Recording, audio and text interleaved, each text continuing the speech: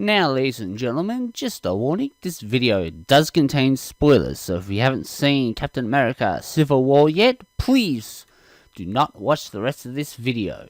Thank you. And hello, ladies and gentlemen. Jazz Stretto here from Jazz Stretto Let's Play, here today to do one of my very first movie reviews. And the movie that myself and my very good friend Ventus the Time Lord. Hey everybody, it's Ventus the Time Lord, and I cannot wait to review this. And the movie we are reviewing tonight is Captain America Civil War. Oh my god! Now, we did go see this movie on Thursday, and I thought it was freaking awesome. Oh, it was definitely awesome. Like, I've seen it. I saw it Thursday with Jazz Stretto, but I also saw it today again with our good friend Jordan, and, well, he loved it too, and I still love it. Now, something you must know, viewers, that when we did go see it, we split up into two camps. Team Cap and Team Iron Man. And let's just say we had a bit of fun once Team Cap won. Oh, we did. I think that was actually one of the best parts about it. Like, it may not have been like a midnight screening like we did when I went and saw Star Wars, where you get the whole fan hype. But when you have the idea where we decide to split into the two teams, I thought that was just genius. True. Well, if we're going to review it, what did I think of it? Yes. Overall, I have a very long and in-depth review of it, and I can honestly say it is possibly one of the best superhero movies I've seen in a while. And that's saying a lot, because there have been very good ones in the last few years. I mean, I'd say it's probably as good as the last Captain America we had with the Winter Soldier, and but I also better than the both Avengers films we've had in the last 4 years. So it's definitely bigger. And if I am to mention some of the notes during our review about this film, I can honestly say there's a lot of things I could say that makes it so you cannot really compare this to Batman vs Superman either. Because that is one of the things that many people did when they saw the film. When like some of the early critics saw it, they thought that the biggest problem was that this movie was better because even though Batman v Superman did a similar thing, it was just better. And I just thought, and I wrote in my review specifically that there are only two things that really popped up in mind that made it like that movie, but in my opinion, it really isn't. So that's just the rundown of an early opinion on film before we do a bigger discussion. Yeah.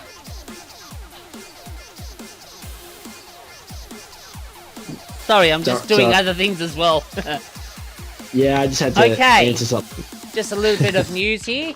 Since Captain America was Civil War has been released, it has earned $38.7 million at international box office in its first 2 days.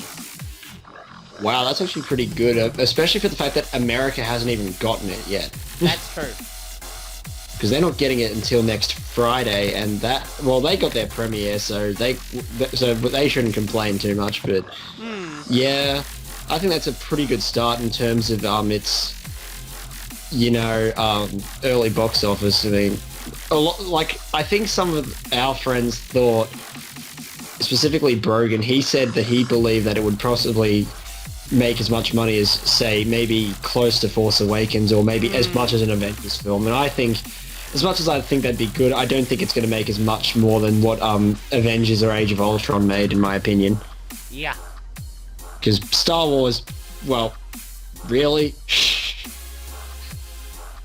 True. So, what do you have to say first before going into a bit more of a massive? We're trying not. Well, this is going to contain spoilers, right? Of course. So what do you really have to say about the film, like, in just before we get into that spoiler zone part? Well, I thought it was a very, very good movie. Lots of action, lots of comedy, which I found very, very good. And the storyline was very intriguing. I didn't have to look away at all. Oh, that's a plus. I gotta say the same. I think you there. I don't think there were any scenes specifically in this film that you could turn away. Like, there was a friend of mine on Facebook who saw it, and she just said the biggest problem they found was that as much as the action was amazing and some of the comedy was good, they felt that was too much talking. And said, "Well, did you really expect there not to be talking?" Like, that's an important part of a movie, is you have to sit down and talk at least once in a while. It's not all about, this is not Michael Bay. Yeah, and the most gripping scene that I thought was the last scene between Cap, Bucky, and Iron Man. Oh, yeah, I think it was one of my favorite scenes, because it really shows the emotion. It really shows emotion and the whole friendship breaking at the same time as it being shown in a form of vengeance, because that's something I mentioned in my long review, and I think it's one of the most powerful scenes that they've done in terms of those two characters, and even with Bucky being there, but just between Cap and Tony, it's a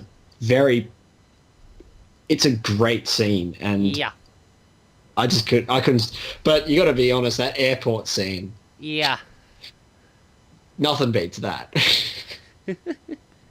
Especially with Ant-Man doing his thing. I think he made that scene a lot more funnier. I think Spider-Man did. Yeah, true. Spoilers. Oh, and the two cutscenes at the end, were well worth the wait for the credits to roll. Yeah, I have to agree. Like, I'd say the post-credit scene with Peter Parker was a bit.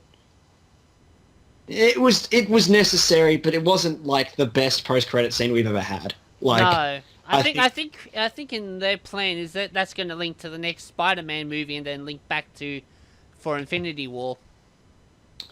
It's definitely going to link to Spider-Man Homecoming next year, and the mid-credit scene where they put Bucky back on ice.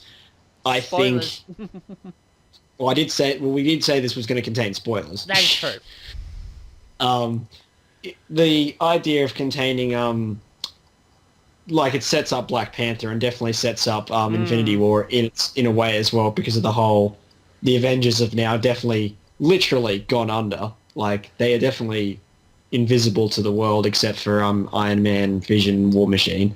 So that's definitely one thing that I can say. The way I see it is Team Captain America have become sort of like the A-team of the Avengers. They're there when you need them, but they disappear after that.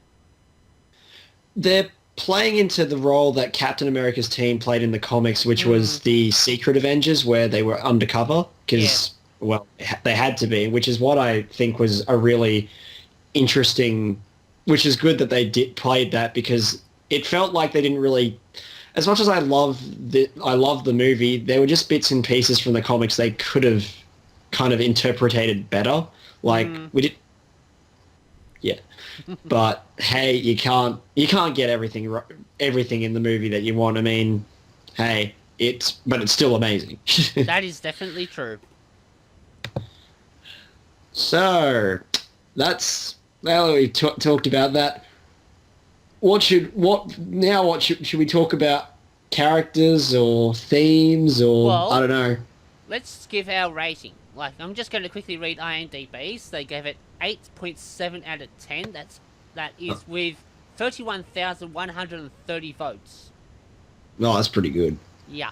What would you rate it? Well, I gave it 5 out of 5 stars. But out of 10?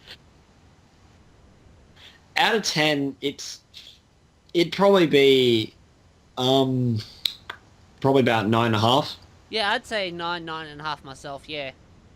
Because when you try to do when you try to divide that into a 5-star rating, it'd be like 4 and 3/4, and that just sounds really weird. Yeah.